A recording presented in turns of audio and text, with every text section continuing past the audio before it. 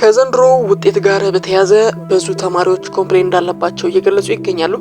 በተለይም በናቹራል ትምህርት ዘርፍ ላይ የሚገኙ ተማሪዎች በፊዚክስ ትምህርት ላይ ያላቸውን ቅሬታ እየገለጹ ይገኛሉ። እንግዲህ ቅሬታቸውን ተማሪዎችና ወላጆች ለቲክቫህ ኢትዮጵያ መናገራቸው ተሰምቷል። በተለይም ከፊዚክስ ጋር ተያይዞ ከ60 ተፈትነን ከ100 አለመታጠፉ ሌላኛው ቅሬታ የሚያስነሳ ጉዳይ ነው ብለው ቅሬታ አሰምተዋል።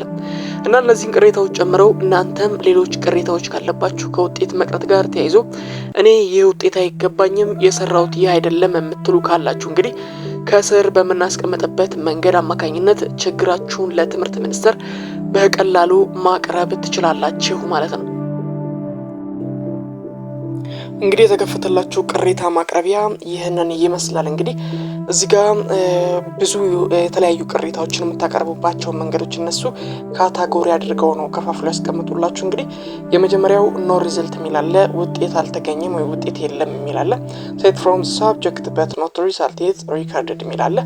የውጤት ቅሬታ ካለባችሁ የምታቀርቡት እዚህ ቦታ ላይ ነው። እንደዚሁም ሎ ሪዛልት ውጤታችሁን እናንተ ከጠበቃችሁት በታች ካገኛችሁት ወይም ደግሞ ብሊቭ ዘ ስኮር ኢዝ ሎወር ዛን ማይ ኤክስፔክቴሽን የሚል አለ። እሱ በተለይ ውጤታችሁ እንደጠበቃችሁት ካልሆነ ለትምህርት ሚኒስቴር ቅሬታችሁን ማቅረብ ትችላላችሁ። እንደዚሁም ከሴክስ ጋር በተያያዘ ዳታ ኮሬክሽን የሚያስፈልጋችሁ ከሆነ የጾታ መረጃ ማስተካከያ ማለት ነው። ከዚህ ጋር በጀንደር ኢንፎርሜሽን ላይ ቅሬታ ካላችሁ ማስተካከል ትችላላችሁ። ሌሎችም የእይታ መረጃዎች ማስተካከያ፣ የእድሜ መረጃ ማስተካከያ፣ የትምህርት መስክ ማስተካከያ፣ እንደዚሁም የስም ማስተካከያዎች አሉ። የፎቶ ችግር ካለበት የፎቶ ችግር ማስተካከያ፣ ሌሎቹንም ማስተካከያዎች ወስዳችሁ ከትምህርት ሚኒስቴር ጋር ማስተካከያ ማድረግ ትችላላችሁ ማለት ነው። እንግዲህ ትምህርት ሚኒስቴር ያንን ክፍት አድርጎላችኋል።